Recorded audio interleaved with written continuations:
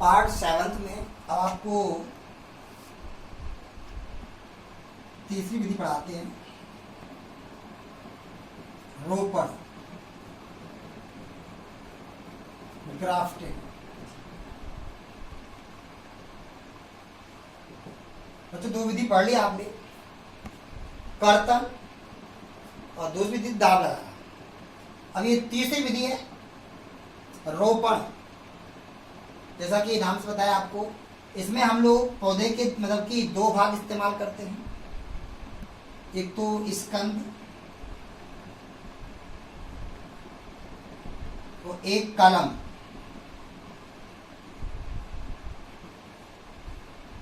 देखो बच्चों, स्कंद, इसमें रोपण में करते क्या है कि दो किस्मों के पादप लेते हैं। एक को बोलते हैं मुख्य, जो पादप की सहायक शाखा है उसको स्कंद कहा जाता है। स्कंद निम्न क्वालिटी का स्थानीय पादप होता है, और जो कलम होती है वो उच्च क्वालिटी की होती है। अब हमें करना क्या है, इस स्कंद वाले भाग में कलम का रोपण करना है।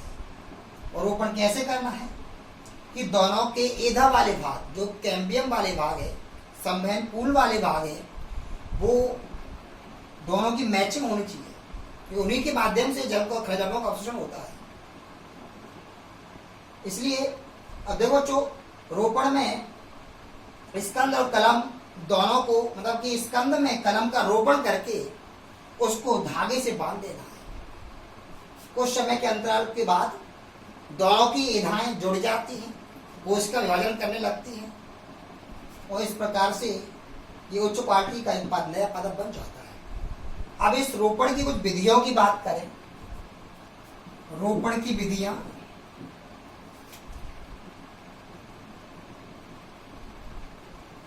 रोपण की विधियां, तो पहली विधि है जिह्वारोपण।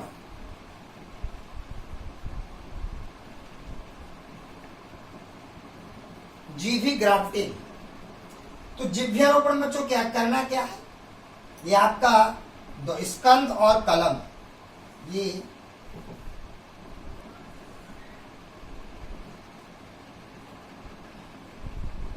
कलम वाला भाग है, और नीचे बता रहा हूं मैं आपको,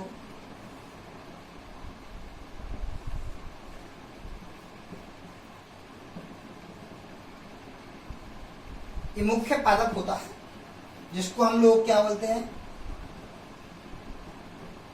स्कंद कहते हैं। अब ये निम्न क्वालिटी क्या है और ये उच्च क्वालिटी कलम है।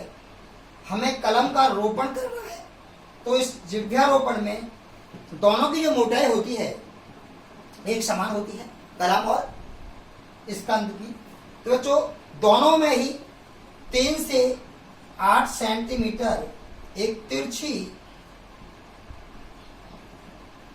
वी शेप की आपको खांच काटनी है। देखो बच्चों, सबसे पहले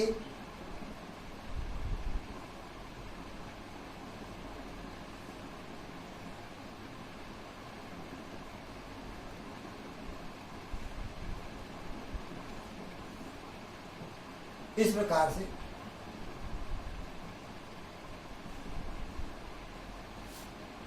तिरछी है और वी शेप की है। दोनों में 3 सेंटीमीटर गहरी खांच बनानी है, और इन दोनों खांचों को आपको ये फिट कर देनी है। फिट करने के बाद धागे से बांध देना है। उसके बाद में जो कलम लगी हुई उच्च क्वालिटी की, इससे कुछ कलिकाएं प्रस्फुटित होंगे और एक उच्च क्वालिटी का नवा पादप बन जाएगा। तो ये रही आपकी जिह्वारोपण। आकृति के अकॉर्डिंग हमने जिह्वारोपण कह दिया। दूसरी विधि है आपकी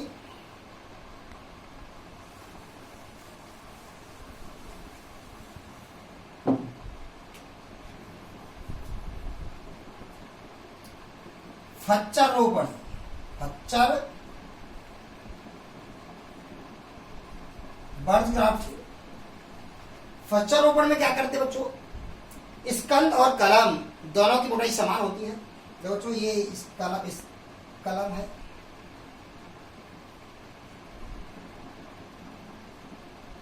एक कलम और एक स्कंद। स्कंद वाला जो होता है मुख्य पादप होता है। तो आपको करना क्या है कि जो कलम वाला स्कंद वाला भाग है, स्कंद में आपको वी शेप का और गर्त बनाना है, और कलम में आपको वेज कहते हैं चाकू, जो उभारनुमा संरचना बनानी है। और ये बनाने कैसे, इसका जो उभार है वेज आकार का, चाकू के आकार का, ये आपके स्कंद वाले भाग में फिट हो जाना चाहिए। जब ये दोनों को हम फिट कर देंगे और धागे से कस करके बांध देते हैं, बाद कुछ समय के बाद दोनों की धागे जुड़ जाएंगी और जुड़ने के बाद एक नया पौधा बन जाएगा। ये वृक्षारोपण। तीसरी विधि है आपकी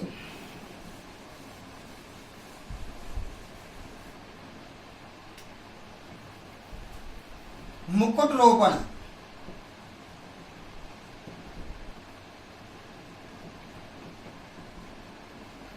क्राउन ग्राफ्टिंग, मुकुट रोपण।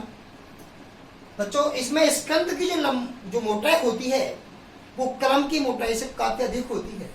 जैसे कि बात करें बच्चों, ये आपका स्कंद है, पूरा पादप है ये।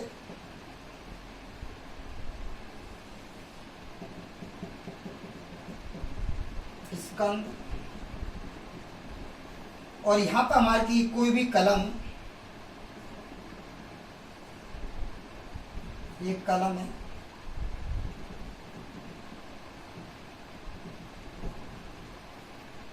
तो स्कंद वाले भाग में हम मुकुट रोपण, इस वाले भाग में हम कई कलम रोपण कर सकते हैं।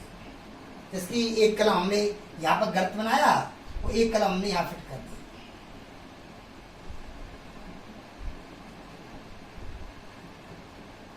एक कलम ये फिट हो गई मुकुट की तरह। इस मुकुट में हमारे बहुत से लगे अलंकार लगे हुए होते हैं। उसी प्रकार से हम दूसरी कलम यहाँ लगा सकते हैं, तीसरी कलम यहाँ लगा सकते हैं, यहाँ लगा सकते हैं। इसका मतलब है कि हम एक स्कंद पर कई कलमें रोपित कर सकते हैं। तो ये हुई आपकी मुकुट रोपण। तीसरी विधि है आपकी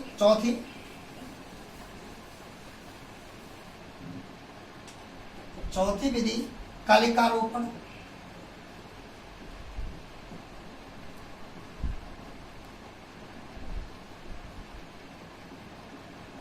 देखो बच्चों, इसमें क्या करना है कि कोई भी स्कंद, ये जिसकी मान लो बड़ा ये पादप है। अब इस पादप के अंदर पूरा पादप है। इस पादप के अंदर स्कंद यानी स्कंद वाला भाग है। इसमें आपको इस प्रकार से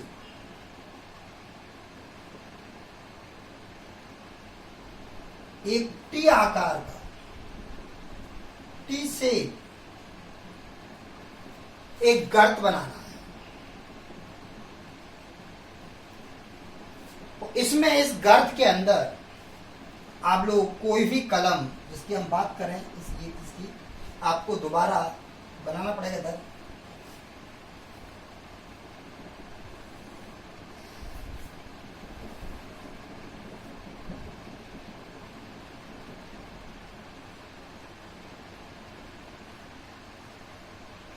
इसमें आपको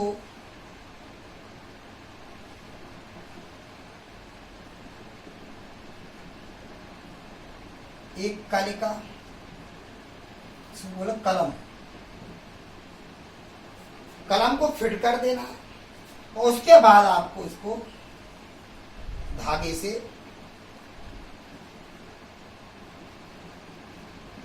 से बांधना है।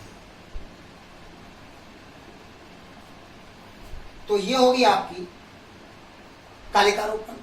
धन्यवाद।